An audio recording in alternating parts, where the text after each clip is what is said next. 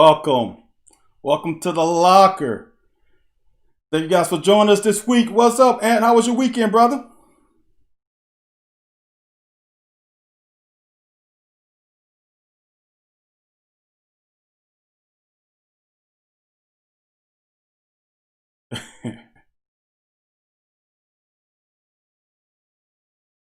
Man, man, just had some chicken, man. Look, my mom, I make this chicken breast. I got smoked chicken salad, and my mom loves it. So she asked me for some, and I was like, you know what? I just do it today, and I'll whip that up real quick and send it off to her since I'm so close to her.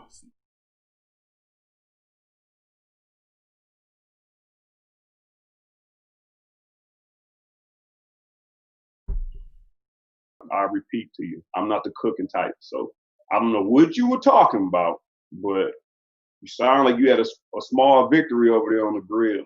Yeah, man, look. When you grill, there's a there's a temperature that you're trying to reach, right? For my for my um for my pulled pork is about 203. Brisket about the same 201, 203, and it's hard to get that temperature exact because you don't want to go over. You know what I'm saying? So you usually stop. And today, chicken is done at 165 degrees, man. That's when it's quote unquote done. And usually I get it to about 163, or I might overcook it at 166. You plus or minus. But today I cooked six of them, and four of the six was 165 on the button. That doesn't happen, man. That's a hole in one. Hold on. All right. So if you don't see, like I told you, I'm not the cooking type. Uh-huh. If I don't, so you said it's 160. This that.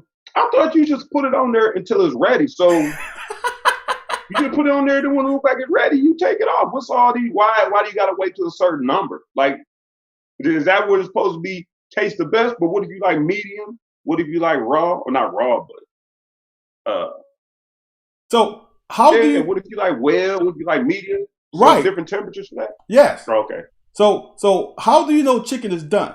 Now, back in the day, now you're right. When I started cooking, well, exactly, you have to cut it, right? And have a Right. sample piece, right? But when you Right. have that sample piece is done. Because once you cut it, all the juices are gone. Now that chicken is gonna dry out. So that piece is done, right? So Okay. so what I have is I have Okay. I got you. you know what I'm saying? So I have a thermal pen. So I poke the chicken. 30 minutes is for me about how long it takes me to cook chicken. And I know it's 30 minutes on the dot. It can be 28, it can be 29, but I got it down to a science. It's pretty much 30 minutes for chicken. So I set my timer for 30 minutes. I go out there. Sometimes it's 164, sometimes it's 163, sometimes 166. Well, today it was perfection. Okay. And if you look at the picture, you can see the juices. It was still wet. That was off the grill for about 5 minutes. Yeah. See, I appreciate all that. I just ain't got time for all that, man. I feel, I Like, feel let me put it on there, wrap it in some foil, come check back, man. I take my eyes at cutting it and seeing if it's ready. right. But I thought I could see that. I understand that. No, see, you if you're just cooking for yourself, Yeah. you can cook a sample piece and then a real piece. You know what I'm saying? But when you got four people in your family, you start cutting off pieces. Somebody's about to get mad. So Oh, okay. well, hey, before we go on, man, I want to toss you some flowers like I do on occasion. Hey, man, you did a good job on the Tom Leacher report this morning, man. I appreciate it. Oh man, I appreciate that, man. Yeah, yeah. Appreciate that. You It's gave us a always little good to plug know too. Tom, man. He got some good gifts. Huh? You gave us a little plug too. I appreciate that from you and Mr. Leach. Yeah, he threw us some love, man. I thought we making some ground. I think you turning that corner when you getting retweets and public love from the voice of the Wildcats, man. Right. Facts. That's big, man. It's big. Right. So you can say we keep doing what we done, man, and keep it moving, man. we're gonna be where we at, man. But shoot, man, we got all kinds of news, man. All kinds of news all over the map, man. I don't know why. All of a sudden, my allergies messing up, man. But yeah, we got news all over the map, man. Here, we'll start off. It ain't the elephant. There's a lot more of their topics. But I don't think it's a bad topic for today. But man, so Colin Kaepernick, he ready to play? You think there's still a stunt that they bringing him back? And the other part of this I need to know from you is, does this open up a whole nother ball of wax when you say that before the NFL didn't want to give his money, said he couldn't play. Now they're admitting that they should have picked him up. So does this open up any other cases they had before, any grievances they had before? Look, I'm petty, so you're asking the wrong person. For me, the NFL needs Colin Kaepernick more than Colin needs the NFL now. So for me, I say, F him. I'm not coming back because y'all had a chance to do it and you didn't. Now, me as the player, I want a chance to do the thing that I love to do. So for me as a player, I would probably try to come back and play, but I'm not sure, man. It's like, you know how it is. I mean, Vic came back after 2 years and Vic wasn't working out. He was in prison. So yeah. Kaepernick is ready. He showed that last year. Dude, he's better than 80% of the backups now. Off the street. I don't know if I go for those little film workouts. Like everybody was acting like Tua's workouts were so great, man. I don't even know if I don't know about those workouts, man. It don't show me. You know as well as I do, man. It ain't no defense out there, no pressure in your face. You know, nobody in bump coverage. You just throwing anybody. I mean, you should be able to, even in your day, after playing quarterback in college, could still throw a football and look nice throwing it. No. I would say this. The way he looked, and the eyes don't lie. When we saw Tim Couch throwing with t-shirt and shorts on, we knew he had it. Now, right. Colin is not a rookie. We have seen him play under fire. We've seen him play under duress. This is not like some wet behind the ear quarterback coming out of Central Michigan. You know, he's led his team to back-to-back NFC Championship games, one Super Bowl appearance, one play away from another Super Bowl appearance, one play away from a Super Bowl win. So I'm not saying he comes in as a starter. Now that I would never say that. But he's better than most of the backups right now. Just experience alone. Possibly, but all that stuff you just said, I'm gonna give you one name. You talking about MVP, one play away from the Super Bowl, one play away from that. Cam Newton. Yeah, well, I mean, what you saying? Cam should be a part of a team too. Cam is in a different situation. He should be, but Cam ain't set out 3 years either. No. But Cam is in a different situation. It's a difference. The Carolina Panthers did him wrong. First of all, let's just get that out the way. How they do him wrong? Because they waited. Waited for what? They waited to let him go. He could have shut his own. No. They waited to let him go. Oh. They knew from jump. They didn't know he was hurt or not. No. Derrick Rose. They didn't know he was. And when Matt Rule became head coach, we all knew Cam was not going to be the quarterback. Come on, man. We all knew that. By that time, yeah. Yes. By that time, yeah, at that point. We talking about before that. We talking about on the Riviera. Riverboat Ron. Oh, no. If Riverboat Ron was still there, Cam would still be the quarterback. Right. But once they fired him, Carolina Panthers waited. Dude, they waited till everybody got snatched up. Now, but I think Cam might have done them wrong too. But I think they think Cam pulled the plug. It was still questions behind Cam pulling the plug on this. So the same thing your Chicago boy Derrick Rose was doing when he was when that stuff was going on in Chicago and everybody was saying he should play, but he wasn't. I think the same thing happened with Cam. Then after a while, he was just like, "Look, man, I ain't playing." Cam should have waited. Well, Cam had the injury, right? They Right. did Cam wrong with all the surgeries and all the when he should have. Dude, that's a mess for Cam. And to me, the difference between Cam and Cap is Cam is a starter. Cam is trying to get starter money. You know what I'm saying? Cam is trying to be a starter. Cap is trying to get back in the league. Two different ththings. Well, Mino from Lexington seemed to agree with you. Entertainer here from Lexington, man. He stay in the dirt, man. He stay in the dirt helping these kids out. He seemed to agree. He think Cam gonna make everybody pay. I think them days of making people pay are over though. I think them days are over. Well, what Cam getting a big paycheck? No, just people like all this revenge stuff. Oh, like it's funny. I remember Tim telling me before he got drafted, he told the teams if he didn't get drafted number one, whoever passed me, you gonna pay. And excuse me. So I don't know. Nobody passed on them, so it never happened. I don't know, man. I just think I don't know. I wouldn't talk stuff like it ain't looking good for people who talk stuff anymore. Like that used to be a thing, talking back it up. Now it just looks so negatively, and there's so many things. Offensive coordinator got to be on point. There's so many things that got to be on point to where I don't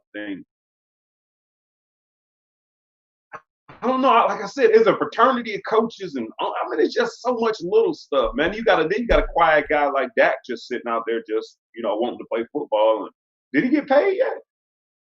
Who, Dak? Yeah, Dak is about to get paid, is he? Hold on, Dak is about to make $31-point-something million, even if he don't get signed. That's the minimum they're looking at, right? That's a franchise tag, right? No, right? What? Yeah. Yeah, that's the franchise tag. It's 31 point something. Okay. So that's what he's gonna get paid this year. We've had this conversation. But we don't know how many years though. Oh no, the franchise tag is just for 1 year. No, I'm saying so that means he's just playing for 31 for this year. Yeah. And the next year he'll have to see what's up. All right. So they ain't signed him yet. No, they haven't signed him to a long-term deal. Look, they can franchise him next year and he'll make probably 32, 33 million. That's up to them. Right. I mean, I'm just saying, Kirk Cousins is the poster child for Dallas signing Dak. That's like that. Right. That joker he ain't that good a quarterback. Let me change that because I hate when people say that about athletes. He is a good quarterback, but he's not ranked in the top 5. So, but he's making top 5 money. And if they don't pay Dak, they're going to pay that man $60 million in 2 years. 60 plus, $65 million. Yeah. So, sign a man. So Dak ain't in a bad situation either way. He ain't in a bad situation. No, he may as well just hold out to see, or not hold out, but see if they're gonna give him a little bit more. Yeah, because it's different than back in the day, man. He probably got an insurance policy taken out. If he gets hurt, the amount of money he lost, he'll recoup from his insurance policy. So it's totally different than it was 10, 15 years ago. While we talking about people not getting paid, this what I've been thinking about this. We talking about you watch baseball. You watch a little baseball, don't you? I heard you talk a little baseball. No, I watch playoff baseball. That's about it. When I was in Chicago, I used to go to a White Sox game every now and then because I used to work downtown. But no, man, I'm not a baseball guy, man. Not at all. Not even a little bit. No, that's what I thought. That's what I thought. I remember you talking about the Sox. That's why I was like, that's what I thought. I remembered you being a baseball fan. This one I need to ask you. I ain't a baseball fan either. Well, we talking about negotiations. We don't know what the NFL gonna do. The NFL owners, they're a little bit scared. They're a little bit skittish right now about coming back. So we don't know what's gonna happen with them. But dude, so baseball owners and they players is at war. And you just said you don't really watch no baseball. I stopped watching baseball after they started getting people in trouble for steroids. Man, the best year of baseball for me was when they was on steroids, man. I'd be in Walmart or something, just stop.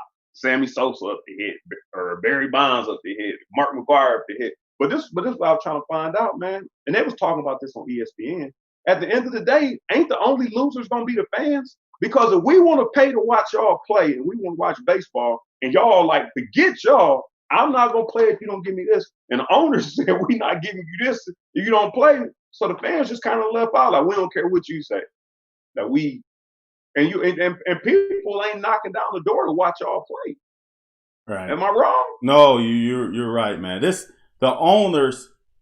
I'm always with the players, but I'm objective. The owners want their cake and eat it too, man. Here's the deal. The owners make their money, as in any sport, right, during the playoffs, right? Because in the NFL, your check is greatly reduced in the playoffs. People don't understand. You don't make the same money you make during the year in the playoff. Right. Everybody basically it become the same in the playoffs. So the owners make all their money in the playoffs, right? So I'm gonna just say this, just speaking off top, not knowing if this is really true, but this is what I'm pretty sure this is true because this is just not normal business. The owners are trying to reduce the amount of games played in the regular season so they can get less with the prorated salary. Then they try to take off much more of the prorated salary. So how fair is that? But they're going to keep the same amount of postseason games. If someone can chime in and tell us if that's true, I could just vision that because that's all it is. Players make their money during the season. Trust me, I've seen some checks during the season. It's 17 checks, y'all. Can you imagine 17 checks making $20-something million for that year? Just imagine what that check equates to. So now they go from that kind of check to the playoff. They get just a regular old check. They get a minimal check.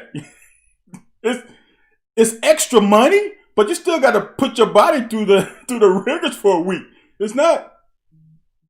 That's the problem with MLB. The owners do not want to compromise. That marriage is broken. I can see that, man. Like I can see that. I see both sides actually, man. I'm frugal, man. Like, man. But the MLB is full of have and have-nots. Even the have-nots are better off than probably the NFL, right? I ain't never really seen a minimum contract in baseball and MLB. But I think it's just full of have and have-nots. So there's a huge gap on the in-between, ain't it? It's the same way. All sports are the same. The only difference is MLB is guaranteed that cachet. Right. That's the difference. Right. NFL, you can get cut tomorrow. That's why people need to understand. That's why NFL players hold out for guaranteed money. They don't hold. See, that's the whole. We talked about this before. That's the whole thing with the Dak Prescott contract. Don't worry about the annual per year thing because that can be tossed out the window a year or so later. You have to look at the guaranteed money. That is the most important thing of any contract in NFL is guaranteed money. Besides that, do not worry about the yearly thing because they can renegotiate that. There's so many ways to navigate NFL contract to save the franchise money. But for the player, you got to protect your chicken. And the way you protect your chicken is by getting guaranteed money. That's how you get that deep fried Popeye's chicken sandwich money by getting guaranteed money. Yeah, I can't agree with that. I just feel bad for the punk ass sport because man, I don't know, man. We already got enough going on in the world, and everybody trying to struggle to get back to some normal stuff, and they busy about to lose all their fans, and they can't cooperate. So, and did you say punk ass sport? Did I hear you say that right? Yeah, not punk ass. No, because I'm saying, like I said, you remember I said the last time I watched baseball and enjoyed it was in the steroid era. So you took the steroids out. Now you just watching 3 up, 3 down, 3 Right. up, 3 down. You know, maybe a home run, a single. Like for what, 4 hours, 3 hours straight. Right. That's Man, true. let me see a couple dingers, man. Right. Like whenever the sport start doing something, how do you sabotage your own sport? I would sweep like we were talking about off air. Man, I would sweep all that steroid stuff under the rugs. They'd be like, he's doing what? Get on in there, man. But like I said, now they got another obstacle to overcome. Now it's like, man, they better lose their fan base, man, because y'all trying to decide who gonna get the biggest piece of the pie, or who gonna get any pie at all. Yeah, that dude, we all know how owners do. We all know how owners do.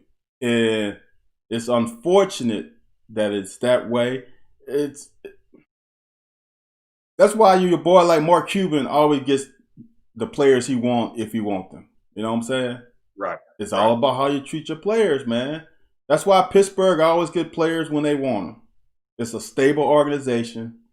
They've only had, I think, 3 coaches in franchise history. Think about that. I just thought about it. Pittsburgh Steelers has only had 3 head coaches in franchise history. Wow. What? No. Knowles, Coward, and Tomlin. Name another one.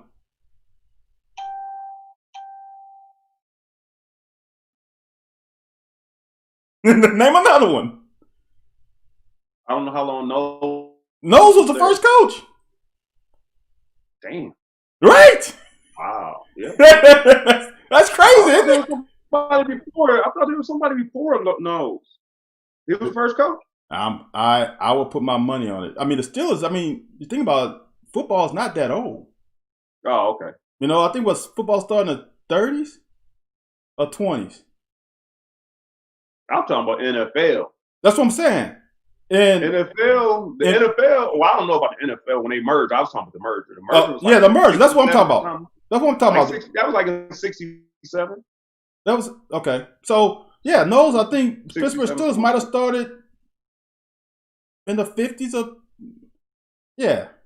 and Knowles was. I'm pretty sure Knowles was the first coach. You know, Knowles was there for forever. That's crazy, bro. The Super Bowl era started in '67. My fault. Okay. I don't know when they actually merged. Super Bowl started in '67. My fault. Well, before somebody would be like, "Hey, I don't know what the hell you talking about." But okay. We're talking about the owner thing. Yeah, the baseball. No, I'm done with baseball. Are you done with baseball? All right. This is the other thing I want to know. All right. Yeah, because I also had another question about owners, but I see, we got topics to run through. Oh, I'm cool, man. My vision is bad. That's why I keep looking and squinting, man. Yeah, I want to see the man about some glasses. Got a little over 30 minutes, brother. You got time. No, so I guess it kind of goes. Well, the NFL owners all retracted what they had to say. I think about most of them about Colin Kaepernick and kneeling, and that's a whole nother subject. We're gonna save that for Thursday, whether or not we think when they come back they should kneel. But owner player type thing, coach player thing. So your boy Gundy at Oklahoma State. I'm kind of confused and I'm kind of mixed. I can't check my Facebook because my vision ain't that good, and I don't want to keep looking down. So I can't see it, but I see they comment and I can't see the comments. So excuse me. They have just chime in. We gotta tell the people we doing a lot. Oh, yeah. You handling Facebook feed. I'm trying to handle production. We gonna be looking all over the place sometimes. So they just gotta understand. It's just a 2-man show right now. We don't have people behind the scenes doing makeup and production and taking calls. It's just us. So people, y'all have to understand. Hit the link, man. Hit the link. Chime in real quick. Yeah. Understand. And multitasking.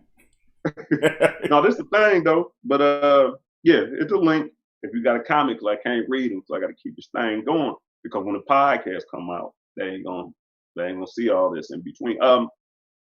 I'm kind of mixed. Is it? Are we to the point now where if your coach wears a Trump shirt or "Make America Great Again" hat, or has a Trump picture in his office, that it offends you? Are you like so the Gundy thing and Chuba, uh, from Oklahoma? Oh yeah, the running back from Oklahoma. You aware of what went on? His coach seen taking a picture with the news shirt on that represents right wing, I guess radical. I don't know. I don't even really know the whole thing behind it. I don't read, but I'm reading propaganda, so I don't know what's fact. I don't know what's made up. I don't know what's to push an agenda. But the running back said that he's not doing any and this is a crazy thing. I'm not doing any Oklahoma State stuff until this is fixed. Now, mind you, if his coach is wearing a shirt that's offensive to him, and he says, now he's a Heisman candidate, I'm not doing any stuff with Oklahoma State football until this is fixed. How is it fixed? If he's a Trump supporter, does that offend you if your coach is a Trump supporter? No. You have to understand, and it's like most things in our life, right? As black men, for example, we let a lot of stuff go, right? It builds up, it builds up, it builds up. Do you really think it was the shirt? Or do you think there was actions that led up to it that just put it over the top? Because I'm going to tell you something. See, I got some history of Mike Gundy. And not history personally. But I know if you remember the I'm 40, that rant. Do you understand what that rant was all about? Somebody went at one of his players. They said something about one of his players. Yeah, see that's players in the media. See, that's the problem. See, that's the whole thing with white privilege and Black Lives Matter. You really don't understand, not you in general, but there's a whole story behind it. See, with me being from Louisiana, I kind of know Texas football too. You know what I'm saying? So the quarterback that he said that about was Bobby Reed, who was he was Vince Young. 6'3", 6'4", could flat out get it, had an arm, all this stuff. So if you want the long story, the short story, because I can talk about this all day. Well, we got about 3 minutes, more minutes. All right, I'm gonna talk fast to it. So people, I'm gonna do my southern accent right now. So Bobby goes to Oklahoma State. He's the starter. He does well, right? But he gets hurt. He messes his ankle up in the game. He's being carted off. Guess who comes out the stands and ride with him to the locker room? Mama. Ever since that moment, he's been labeled as soft. Now, they were going back and forth with him in the backup quarterback. A whole bunch of stuff going on. And Bobby Reed is a kid who's as we all are as black males, he bit his tongue. He's bit his tongue. And he was the starter. They go back and forth. He gets hurt. So what happened is the reporters found out that they were not playing Bobby Reed because in one game, Bobby Reed had a good game. Let me cut the story short.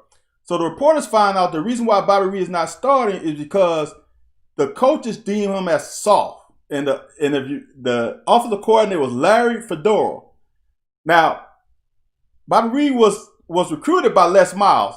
I'll scratch over that. So he wanted to leave to go to LSU. So they labeled him as soft. And that was the reason why he didn't play. And he bit that and let that go. And one time he just got pissed off and went on a little rant. So then they had a game. They was going back and forth. So then the reporter says, I'm hearing from anonymous sources that Bobby Reed's not playing because he's soft. And that's why your boy Gundy goes off with, come at me, I'm 40, I'm a man. It ain't about protecting this player. He actually made it worse. There's articles about it. He made it worse because now that kid gets he gets singled, right? He gets singled out. And that's the downfall. And then a couple months ago, Mike Gundy said the thing about we got to get these kids back on campus so we can run this money for the state. Then he comes out with this. And like I said, it is not the shirt. It's whom is in the shirt. That's it.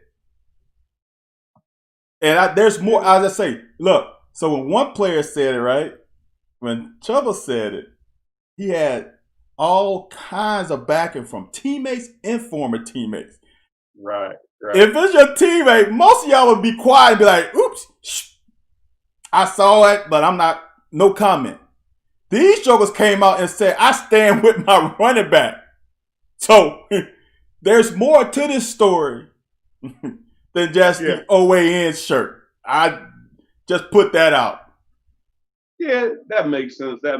But also makes sense, and that's what I said on the Leach report, that he should handle it different. We gotta be more diplomatic in our approach. And I don't mind you being stern and aggressive, but you don't want your meaning to get swept under the rug or be easily diluted, because everything you just said makes complete sense to me.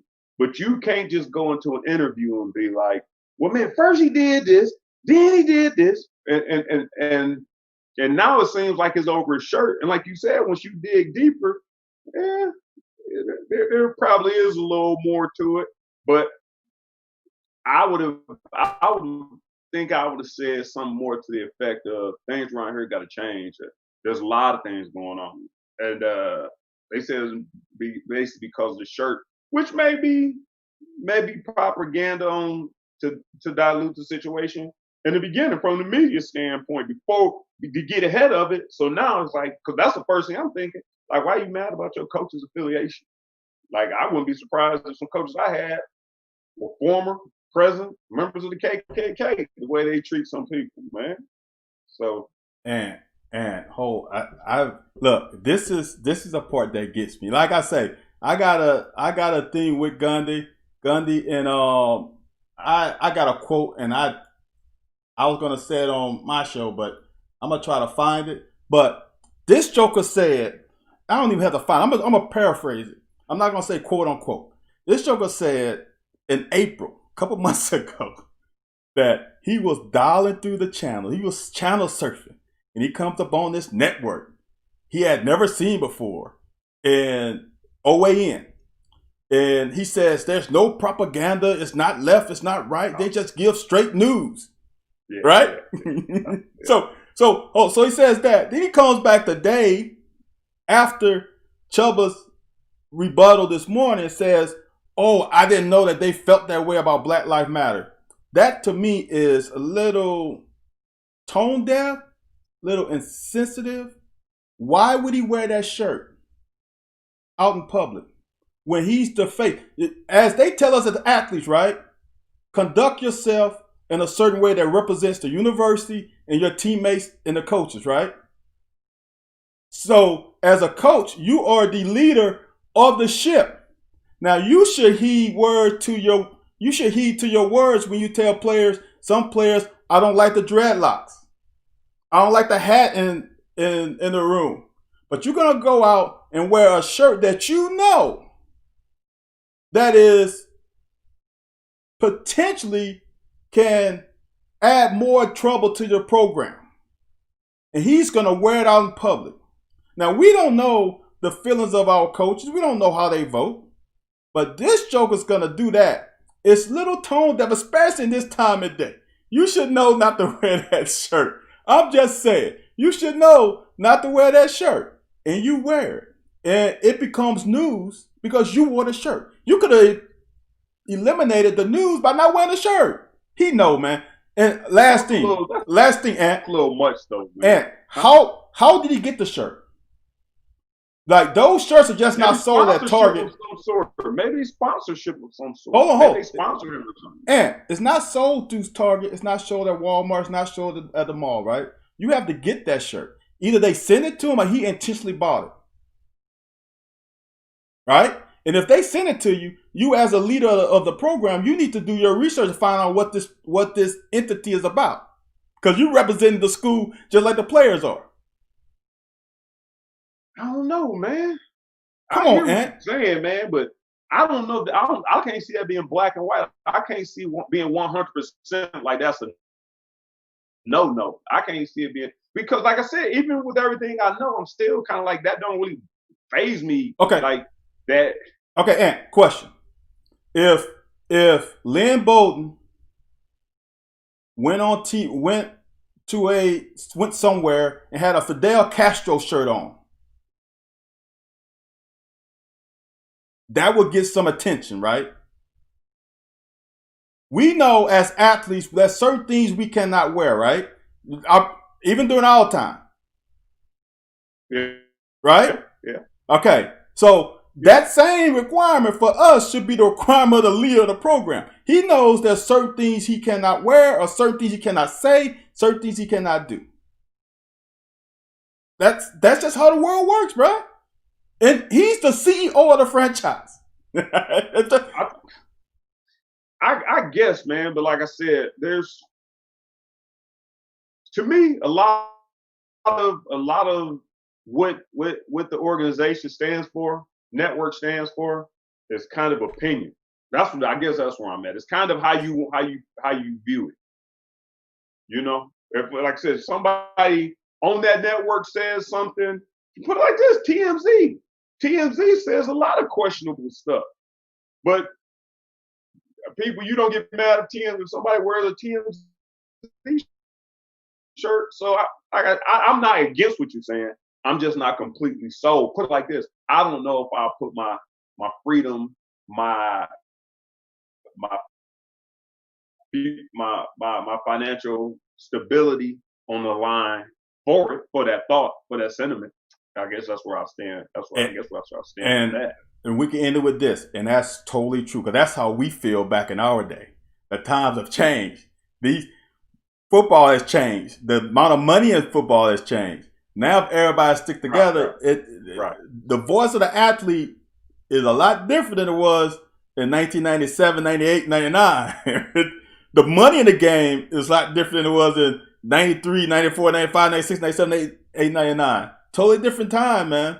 And these guys are realizing they have power now. And that's exactly how I feel. But the only problem is I don't want you just going around throwing it around loosely until it, like I said, until it dilutes the message. Like that's what I'm saying. You can't just pick up a sword at every comment.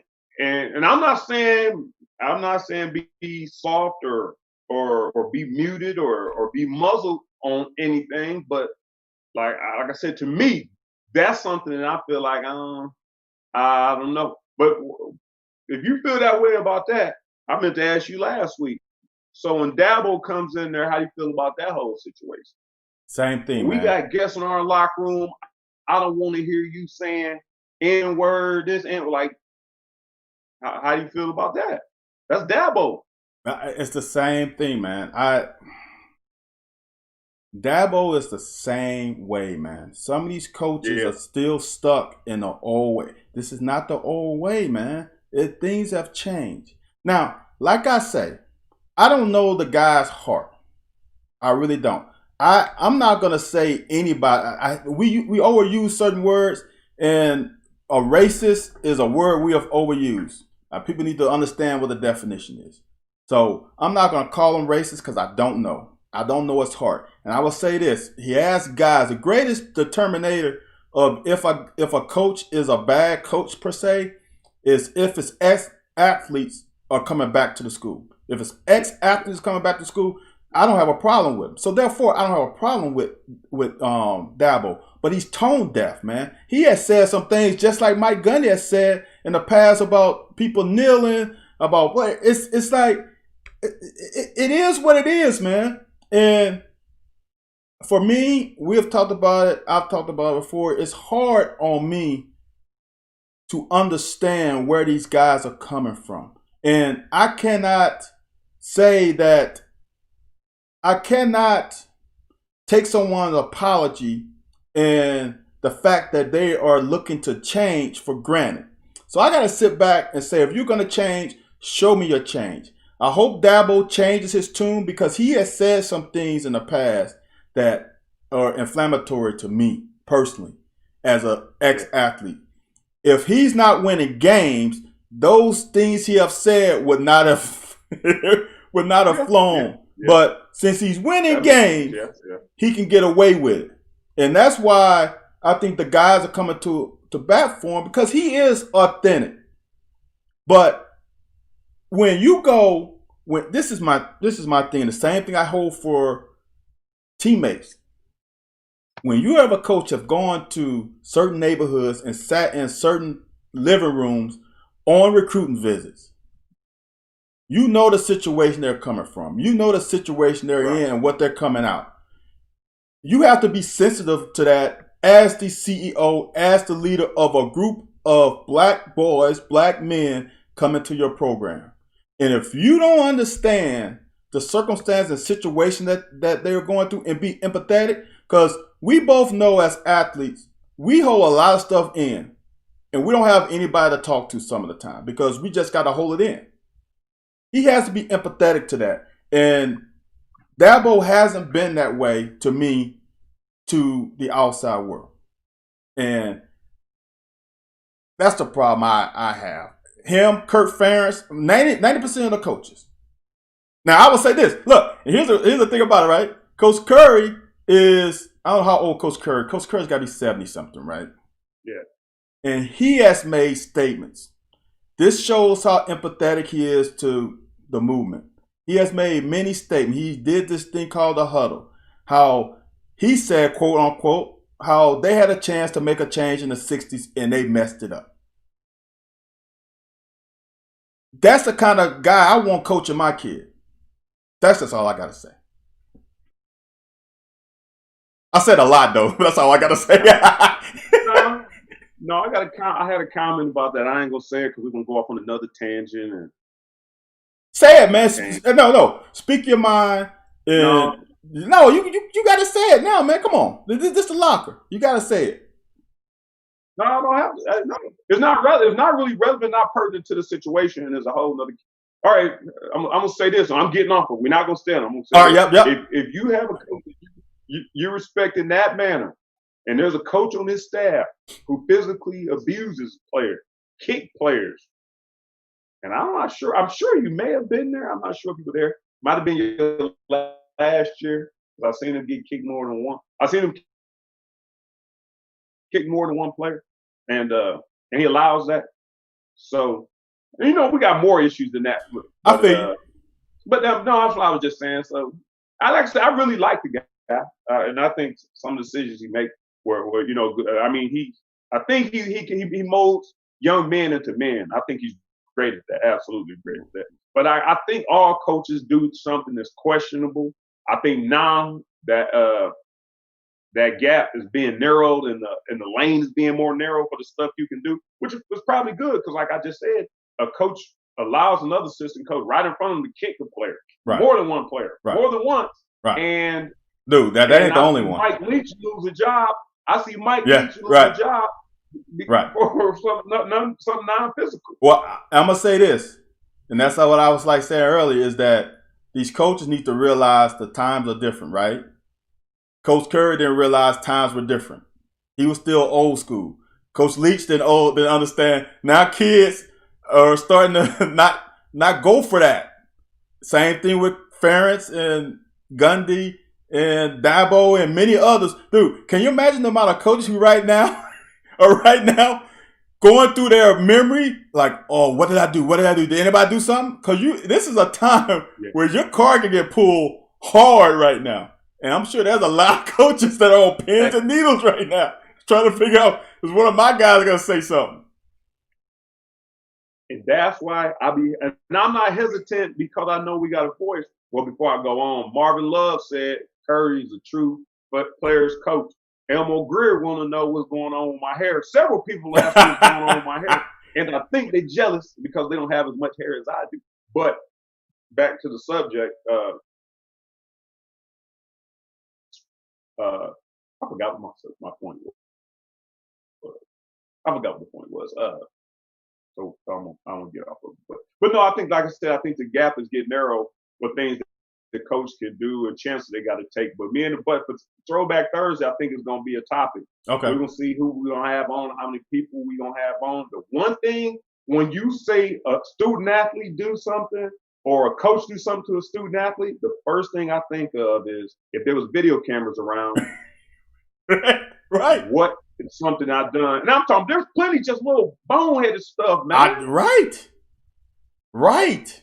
Dude, you can't do the things we used to do back then. You just can't. Cameras are everywhere. Hold on. I'm going to just say this.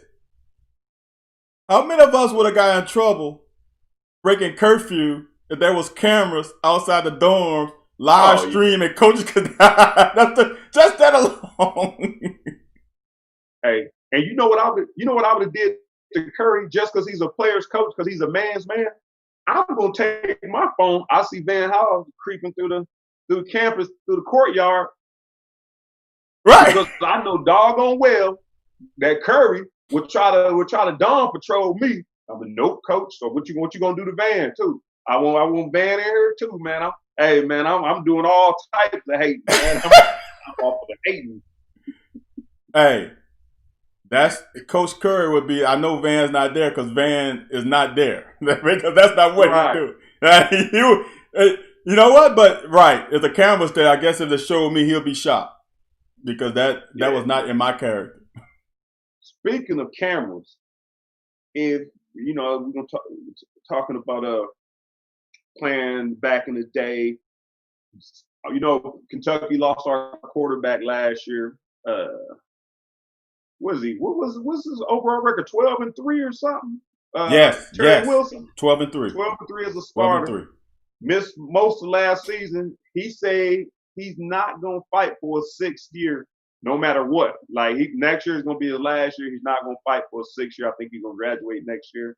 How do you feel about that? Let me preface it by saying, if you got a guy on your team and he can get another chance to play, because it don't seem like he's gonna go to the NFL. I don't know if he's big enough.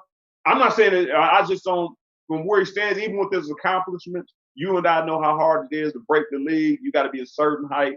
You gotta have a certain amount of ability to read defenses and things like that.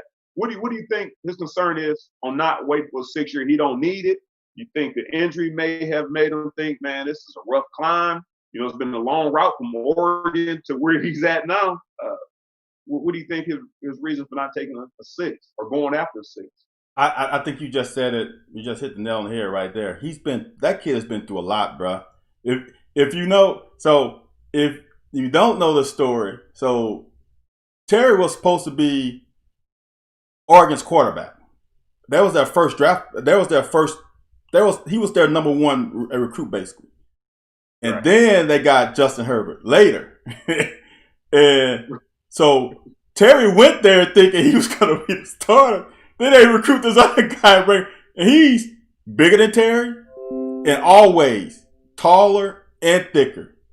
And I think Terry said, even said in the article that when we saw him throw, we was like, okay, he's the real deal. We in trouble. So that tells you that all right there. So now he thought Oregon was the end all be all. Your boy, the head coach at the Cornhuskers is the one that recruited him, and then he left. So he thought he had a good situation coming from Texas, dude. Coming from Oklahoma. He's a long way from home to go to Oregon. Right. So then he chooses to go the JUCO route because he knows he has no chance because Justin Herbert is the same age as he is. Yeah. Goes JUCO route, goes to dude. I don't know if you ever know what Garden City is. Garden City is in the middle of nowhere, dude. It's in the middle of nowhere. Goes there and balls out, then comes to Kentucky, has a good year. And as we said 2 years ago, something is wrong with Terry. Remember that? We had that discussion. He's not showing that same burst he used to have. Right. And it comes out, he got hurt in week 4. Right. So goes through that, gets himself back. Last few games of the year, gets 100% or close to 100% and balls out. And then he gets hurt again. Dude, mentally, you know that. Mentally, he's fried, man. And to come back from this injury, which isn't an easy one, he's just mentally fried. He's just probably done. And he's probably like, if it works out, it works out. If it doesn't, he already graduated. I got my degree. If I want to coach, I can coach. If I want to go in the real world, I go in the real world. Plus, he has a kid now, so I think his perspective on life has changed. Yeah, that makes a whole lot of sense. Yeah, I can see that. I just feel some kind of way, man. The struggle I had trying to get into the NFL, and I know it's a business, but after going through it, I'm kind of glad I went through it. Not so happy I went through it. At the end of the day, I feel like it was bullshit. Like, man, I should have never had to go through that. But now that I went through it, I'm kind of like, shit. Now I see why people don't, why people don't want to go through this, and it's not really all about. Like I said, there's more head games on the next level. So I kind of see what you're saying, but like I said, I feel some kind of way. Our last two quarterbacks to play at the university, well, not the last two, but last two successful starting quarterbacks decide they're just gonna walk away from the game after it's over. So you kind of, nothing about you says, well, was your heart in it this whole time, or no? Was any part of that? I mean, you have to also think about it. There's a school part of this too. If he play another year, he got to go to school. He's got to take a class or two. You don't have to.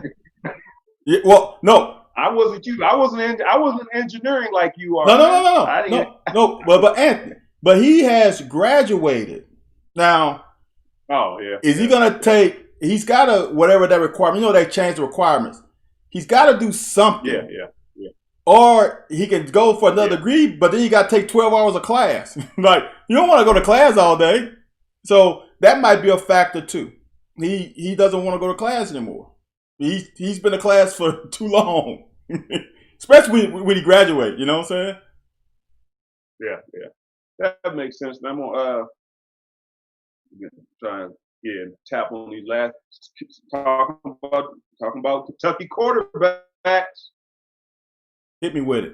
Man, what you think about they about to cut the deuce loose on the NCAA Hall of Fame, College Football Hall of Fame. You think about cutting the deuce loose one more again? Man, look, how can you not? I don't know. I'm not a big College Hall of Fame guy, so I don't know who's in it, who's not. To be honest with you, why not? Because I'm not a Hall of Fame guy in general, really. That's just not me. But how can he not be in it with all the things he did for Kentucky at that time? I mean, if you remember, we won 1-10, 4-7, 4-7, right? And then he comes a starter, and y'all go what, 7-5? Then 6-5. The next year, y'all won more than 6 games. 7-4. Okay, 7-4. Yeah. So right, with the bowl game, 7-5. Yeah, 7-5. Yeah. So they went 7-5 that year, which was a drastic improvement. I think y'all went 400 in conference too. Yep. Which was 500. Y'all went 500? Yeah. I mean, I said 400. What's 400? About like 400. Yeah. Y'all went 500. Y'all went 4-4 in conference, which was the first time in forever. So that alone, with everything he meant to the program, coming to the program where he could have went anywhere else, putting up the numbers, and then being the number 1 draft pick, I can't see how he can't be in. And I don't know the requirements. I mean, I guess he has been out of the league. He has been out a while. He's kind of old, man. I'm trying to find out. With everything you just said, why does it take him so long? How many people did he outplay or have a shootout with? He had shootout with Peyton. I'm sure Peyton's in it. I'm sure Peyton's in it, but I'm saying what's taking him so long? Kentucky bias. He had a shootout with some great quarterbacks, man. Huh? Kentucky bias. That's all it is. Yeah. That's all it is. Yeah, because I was going to say Dermontti Dawson, it took him forever to get in the NFL Hall of Fame, but I don't know if that had anything to do with Kentucky. No, the NFL is different, dude. Yeah, the NFL is different. NFL is different. They only let a certain amount in, and they get bagged. There's a lot of people who should be in the NFL Hall of Fame that's not. So I'm not. The probably top 5 offensive linemen ever. Yeah, but he's a center. What was it, like 6 or 7 years late? He's a center. You know, You know how they do? They only let one center in every such amount. It's a messed up thing, dude. Oh, is that true? Is Yeah, that yeah, oh, man. I didn't know that. Yeah, they do it Oh, like that. okay. Yeah, I didn't know that. yeah, they don't let. Oh, Yeah, okay. so it's like the wide receivers, like why it taking some of these wide receivers so long to get in because they can't just let every wide receiver in at the same time. They got to do a receiver and a this and a that to balance it out. See, I never knew that. I never. Yeah, I said before. dude, That's what I was gonna ask you anyways. it took CC forever to get in. Chris Carter.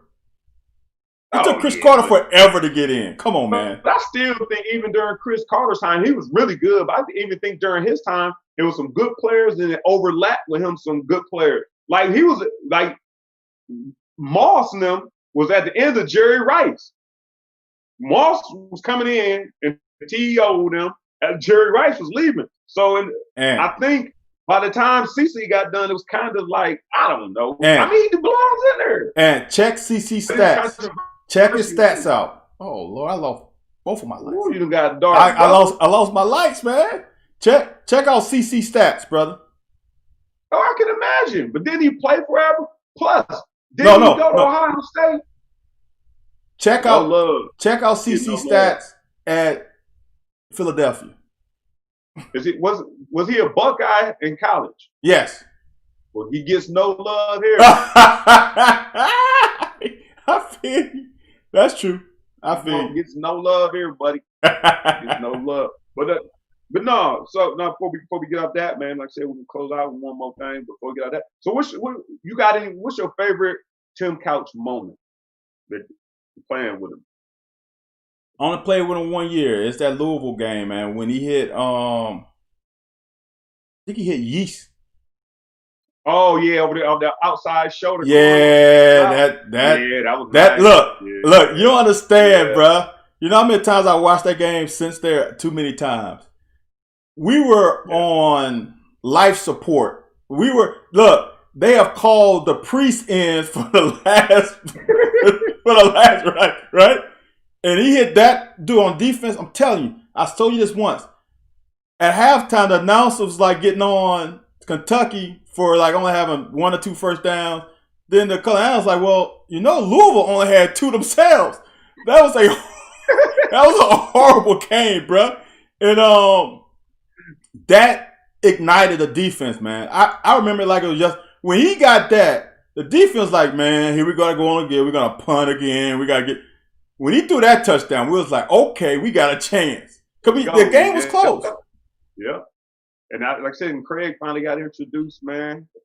You know my favorite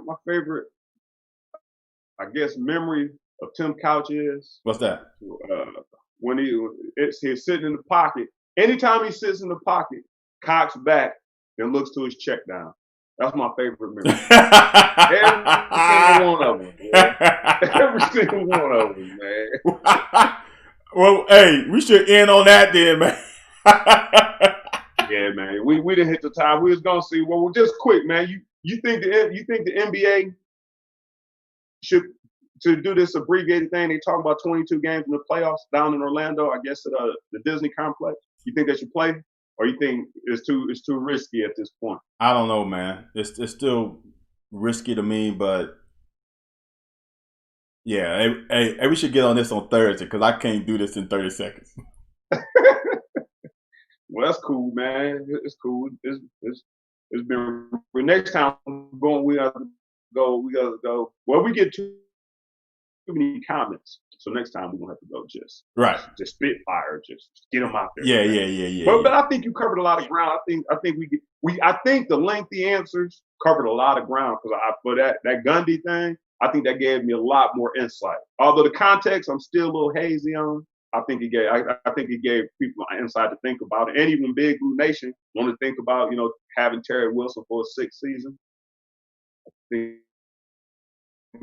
we gave some good insight on that, man. I'm going to say this. We're going to throw the nail in the coffin, man. Right. Let's throw the work in it. I'm going to end on this. We are lucky we got Coach Stoops. Yeah. All right, man. Appreciate you, brother. All See right, you on man. Thursday. Grow you some hair, man. I'll get you fixed up, man. Nah, I'm good. I appreciate y'all watching, man.